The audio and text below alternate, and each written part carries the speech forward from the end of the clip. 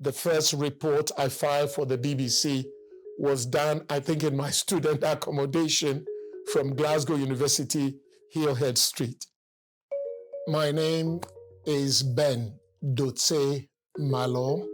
I came to Glasgow to study information technology. Today, I am here working at United Nations headquarters in New York as a chief editor for UN News.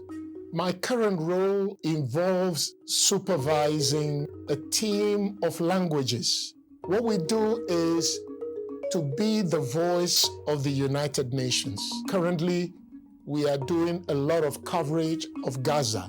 We are concerned and reporting anything we can get about the situation in Haiti.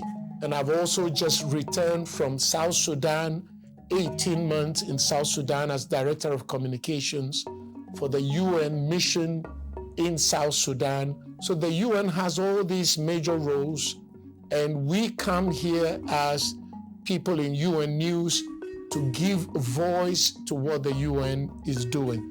There have been twists and turns in my journey from Glasgow University to where I am now. My BBC career actually started from Glasgow. Somebody calling you and interviewing you about a sporting event that was happening in Glasgow. I'd never studied broadcasting or journalism, but I think I had the enthusiasm to take on broadcasting and try and make a mark. I tell younger people that I mentor that you have to have mentoring from above you. You have to have mentoring at your level. From below, I found people around me who were willing to train me, to encourage me, to correct me. If anyone is planning to go into the area of media, then you have to question yourself, what is my objective? Because there are times journalism can be a dangerous thing. For me, the one thing the BBC drummed into all of us under training is that in journalism, you must strive always to be factual. You must strive always to be impartial. Strive always to be objective.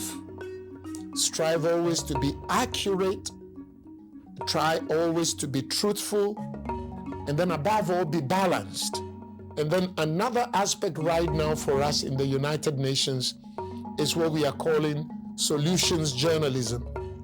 If I come and report to you that people are dying of hunger in South Sudan, can I tell the story in a way that can move you to look for a solution or to be part of the solution? What can you do? And then we find solutions, particularly for the United Nations, finding solutions to the problems of the world. If I could go back and give myself one piece of advice, is to learn to enjoy the time of study. As a village boy in Ghana, radio connected me to the world.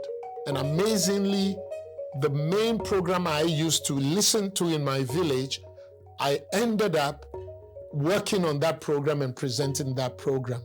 So it was just a passion, a development, a knack for knowing what to say on the radio that would make somebody want to stay and listen.